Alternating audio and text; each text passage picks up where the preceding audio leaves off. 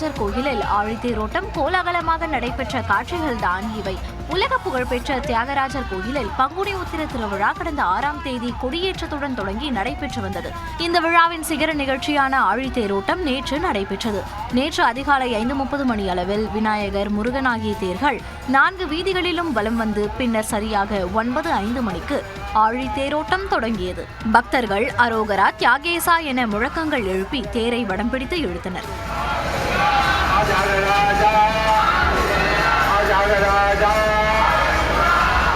ஆழித்தேர் அசைந்து வந்த காட்சியை பல்லாயிரக்கணக்கானோர் கண்டு பரவசமடைந்தனர்.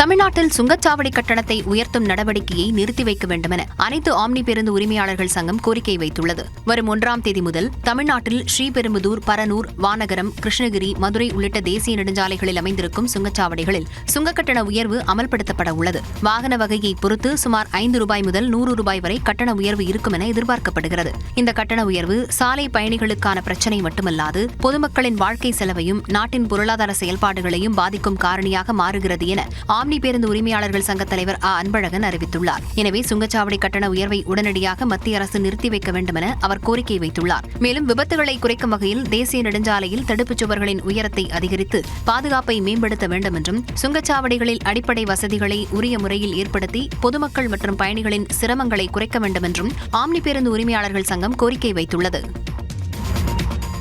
நாமக்கல், தருமபுரி, சேலம், தேனி மாவட்டங்களில் பரவலாக மழை பெய்ததால் குளிர்ச்சியான சூழல் நிலவியது. நாமக்கல் மாவட்டம் திருச்செங்கோடு சுற்றுவட்டாரத்தில் கடந்த சில நாட்களாக வெயில் சுட்டெரித்த நிலையில் நேற்று மாலை திடீரென கருமேகங்கள் சூழ்ந்து மழை பெய்ய தொடங்கியது. பட்டறைமேடு, கொல்லப்பட்டி, செங்கோடம்பாளையம், தோக்கவாடி, குமாரமங்கலம் உள்ளிட்ட இடங்களில் 1 மணி நேரத்திற்கும் மேலாக கனமழை கொட்டி தீர்த்தது.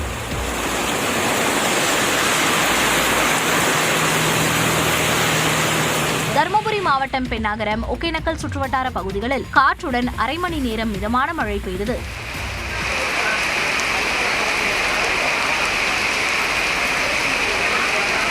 தேனி மாவட்டம் பெரியகுளம் சுற்றுவட்டார பகுதிகளில் 1 மணி நேரத்திற்கும் மேலாக மிதமான மழை பெய்தது. தாமரைக்குளம், சோத்துப்பாறை அணை மற்றும் கும்பக்கரை அருவி பகுதிகளில் குளிர்ந்த காற்று வீசியது.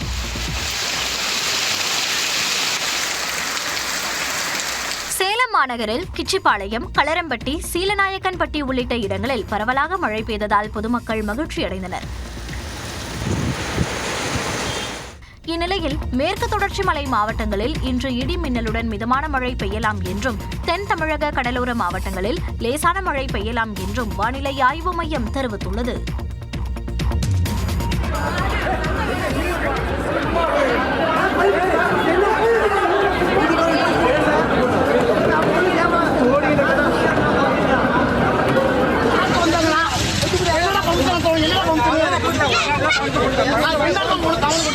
இன்ஸ்டாகிராமில் பிரபலமானவர்களுக்கு விருது வழங்குவதாக பணம் வசூலித்து மோசடி செய்த நபருடன் பாதிக்கப்பட்டவர்கள் கைகலப்பில் ஈடுபட்ட காட்சிகள்தான் இவை. இன்ஸ்டாகிராமில் பிரபலமானவர்களை அழைத்து திண்டுக்கல்லில் பிரம்மாண்டமான நிகழ்ச்சி நடத்த உள்ளதாகவும், இதில் தேர்ந்தெடுக்கப்படுபவர்களுக்கு விருதும் பண பலன்களும் வழங்கப்படும் என்றும் ஒரு கும்பல் அறிவிப்பு வெளியிட்டிருந்தது. இதனை நம்பி பல்வேறு மாவட்டங்களிலிருந்து 300க்கும் மேற்பட்டோர் தலா ₹1000 வரை கட்டணம் செலுத்தி முன்பதிவு செய்ததாக கூறப்படுகிறது.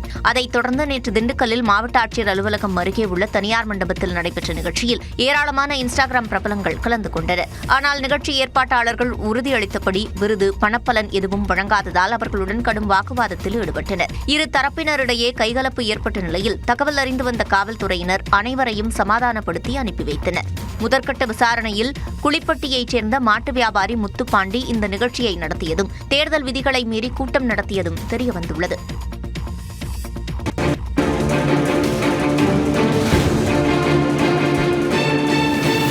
அருகே வேகமாக இயக்கப்பட்ட தனியார் பேருந்திலிருந்து நிலை தடுமாறி மூதாட்டி வெளியே விழுந்த பதைபதைக்கும் காட்சிகள்தான் இவை. கோவை புதூரைச் சேர்ந்தவர் 62 வயதான காமாட்சி. இவர் நேற்று காலை தனியார் பேருந்தில் ரயில் நிலையம் பகுதிக்கு சென்றார். பேருந்து புறப்பட்ட சில நிமிடங்களில் முன்பக்க இருக்கைகள் காலியாக இருந்ததை கவனித்த காமாட்சி அங்கு அமர்வதற்காக சென்றார். பேருந்தின் வாசல் அருகே வந்தபோது காமாட்சி நிலை தடுமாறி முன்பக்க கதவு வழியாக வெளியே விழுந்தார்.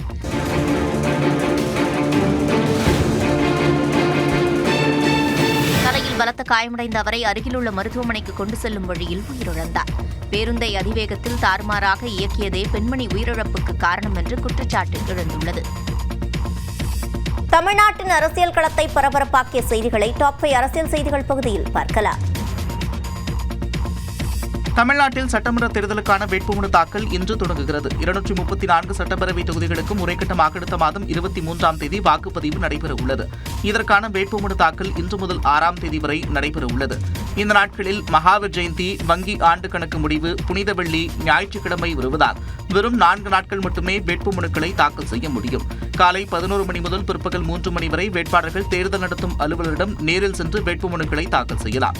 ஆன்லைனில் வேட்புமனுக்களை தாக்கல் செய்தாலும் அதன் நகலை நேரில் வழங்க வேண்டும். வேட்பாளர்கள் வேட்புமனு தாக்கல் செய்யும் போது அவர்களுடன் 5 பேர் மட்டுமே வர வேண்டும் என்றும், பேரணியாகவோ ஊர்வலமாகவோ வந்தால் தேர்தல் நடத்தும் அலுவலர் அலுவலகத்திற்கு 100 மீட்டருக்கு முன்பே அனுமதி மறுக்கப்படும் என்றும் தெரிவிக்கப்பட்டுள்ளது. 8000 ரூபாய் மதிப்பிலான இல்லத்தரசி கூப்பன் உள்ளிட்ட வாக்குறுதிகள் அடங்கிய திமுக தேர்தல் அறிக்கையை முதலமைச்சர் மு.க. ஸ்டாலின் வெளியிட்டார்.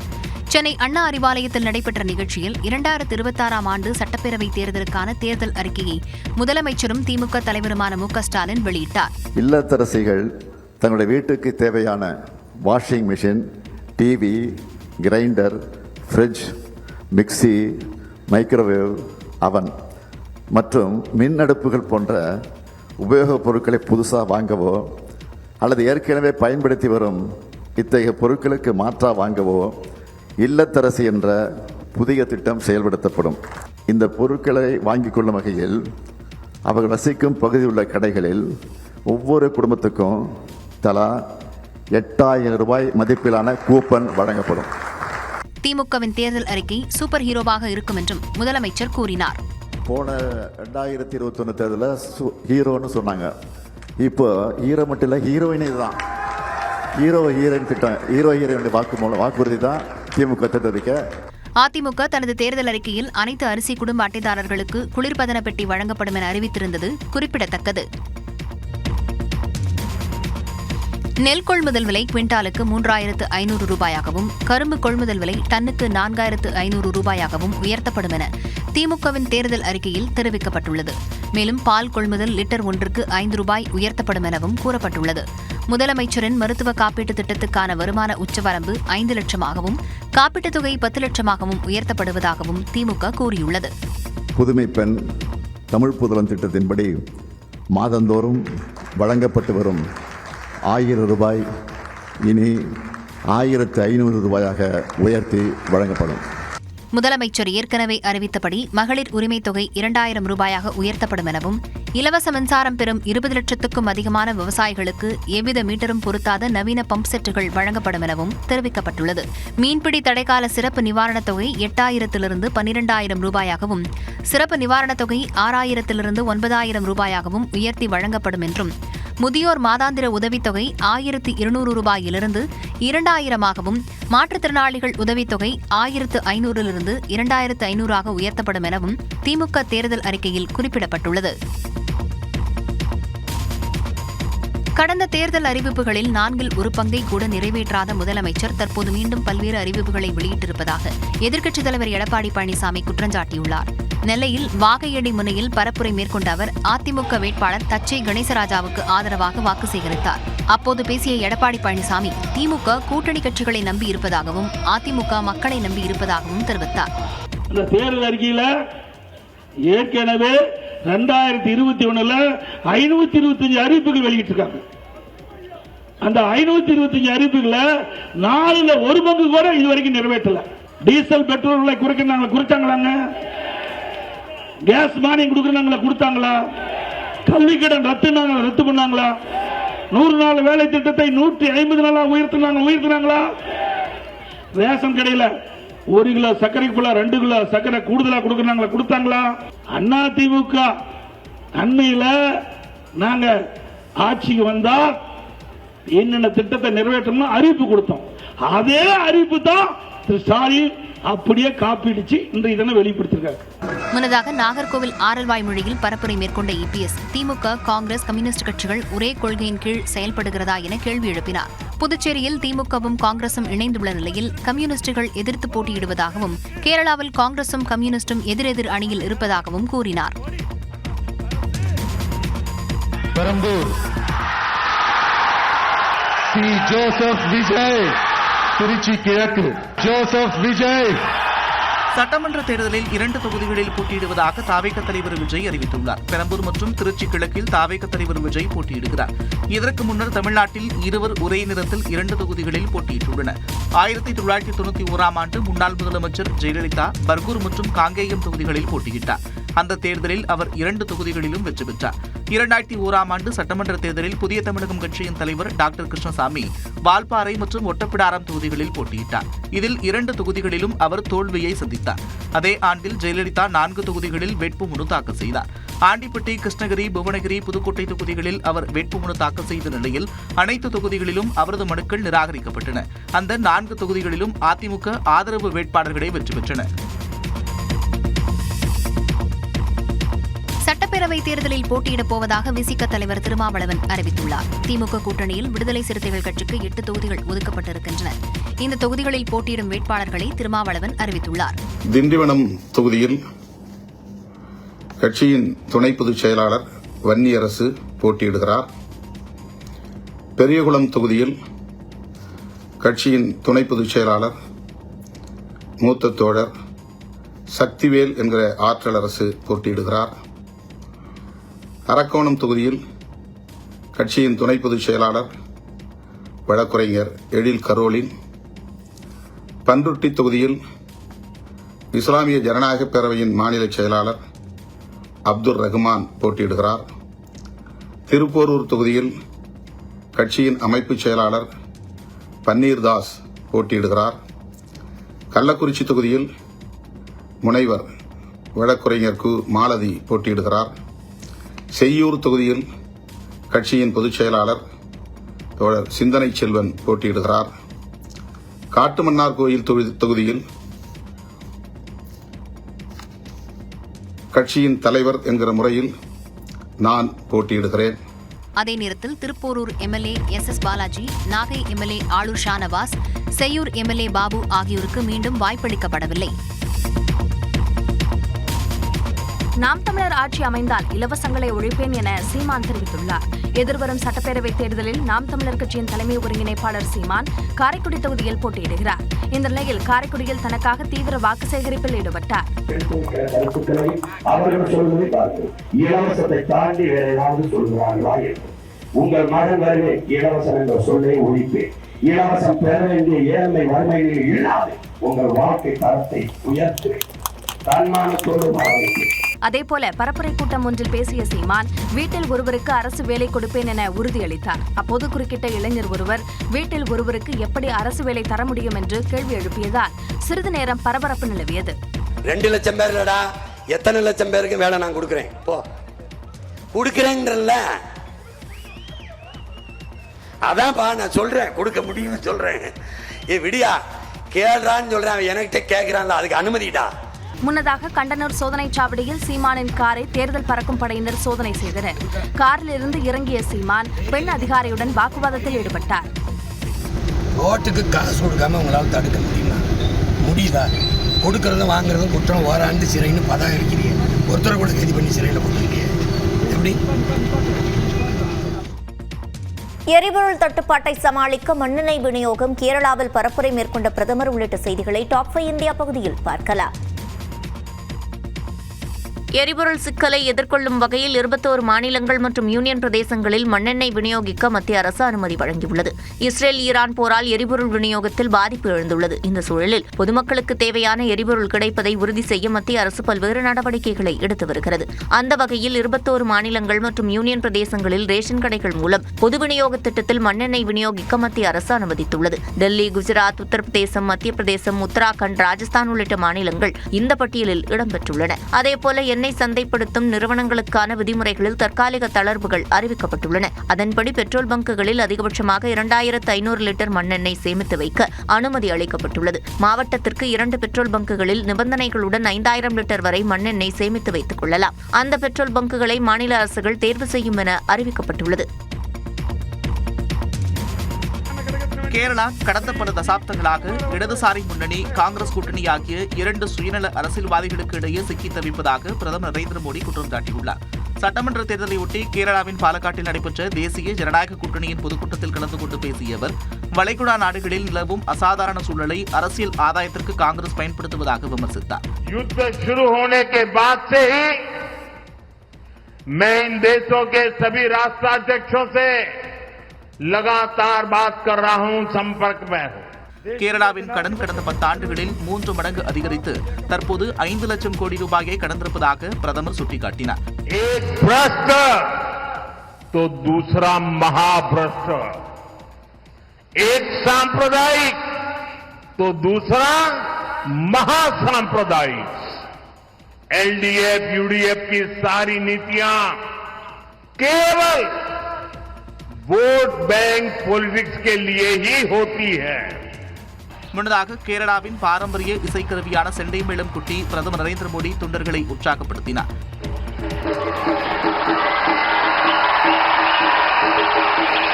மேலும் ரோட் ஷோ சென்ற பிரதமர் நரேந்திர மோடிக்கு வழிநெடுங்கிலும் உற்சாக வரவேற்பு அளிக்கப்பட்டது.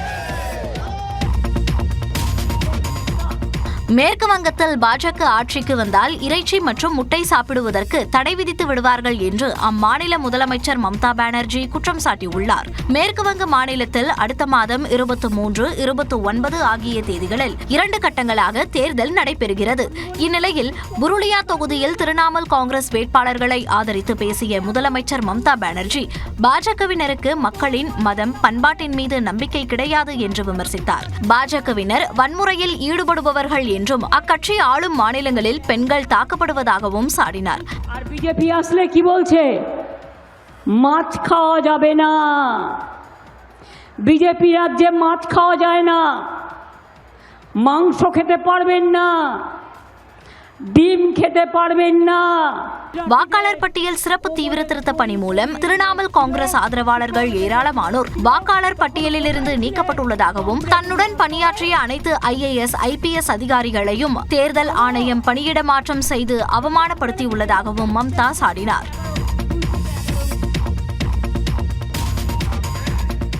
அசாம் மாநிலத்தில் பாஜக மீண்டும் ஆட்சிக்கு வந்தால் ஊடுருவல்காரர்களை நாட்டை விட்டு வெளியேற்றுவோம் என்று மத்திய அமைச்சர் அமித்ஷா வாக்குறுதி அளித்துள்ளார். அசாம் மாநிலத்தின் திகு, தேகியாஜூலி உள்ளிட்ட நகரங்களில் பாஜக வேட்பாளர்களை ஆதரித்து மத்திய அமைச்சர் அமித்ஷா பரப்புரை மேற்கொண்டார்.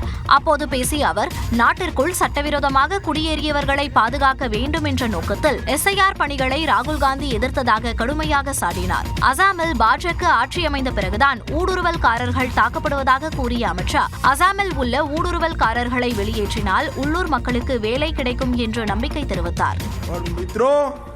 आने वाले दिनों में आसाम में भी हम समान नागरिक संहिता UCC लाकर 4 शादियों पर प्रतिबंध करने वाले.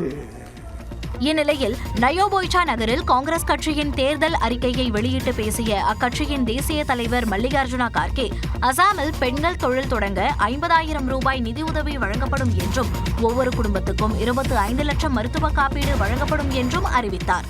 அனைத்து பெண்களுக்கும் நிபந்தனையற்ற மாதாந்திர உதவித்தொகை வழங்கப்படும், 10 லட்சம் பூர்வீக குடிமக்களுக்கு நிரந்தர பட்டா வழங்கப்படும் என்றும் உறுதியளித்தார். பாடகர் ஜூபின் கார்க் மரண வழக்கில் 100 நாட்களுக்குள் நீதி வழங்கப்படும் என்றும் கார்கே வாக்குறுதியளித்துள்ளார்.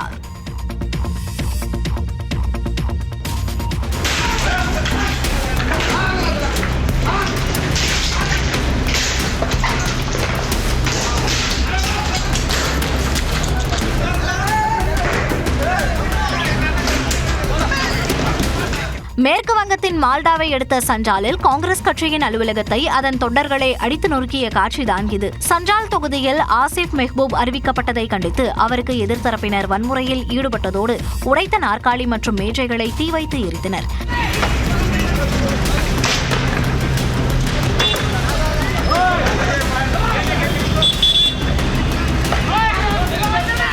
மேற்கு வங்கத்தின் முர்ஷிதாபாத்தில் திரிணாமுல் காங்கிரசின் பொதுச் செயலாளர் அபிஷேக் பானர்ஜியின் ஆதரவாளர்கள் இருதரப்பாக பிரிந்து மோதிக்கொண்டனர்.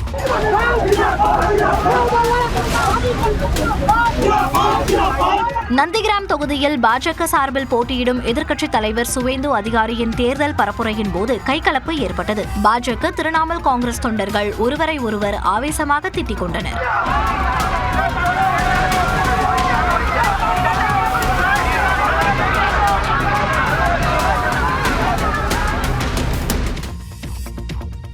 இஸ்ரேல் ஈரான் விவகாரத்தில் தலையிடும் பாகிஸ்தான், நிலவை நோக்கிய பயணத்தை நாளை மறுநாள் தொடங்கும் நாசா உள்ளிட்ட செய்திகளை டாப் 5 உலகம் பகுதியில் பார்க்கலாம்.